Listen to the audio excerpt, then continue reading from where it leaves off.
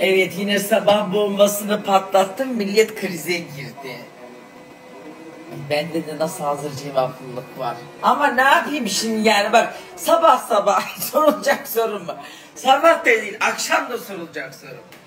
Gamze o eve mi gelecek? Nikahlı karı nereye gelecek evlenince? Siz evlenince nereye gittiniz? Kaynatanız gibi mi gittiniz? Tövbe yarabbi, yok yengeme gidecek. Ben arada gidip orada görüp geleceğim. Tövbe estağfurullah. Hani mobilyayı değiştirecek misin diye sorarsın. Buzdolabını yeni mi alacaksın diye sorarsın da oraya mı gelecek? Nereye gelecek ya? Başka evim mi var benim? Allah sen bilirsin ya Rabbi.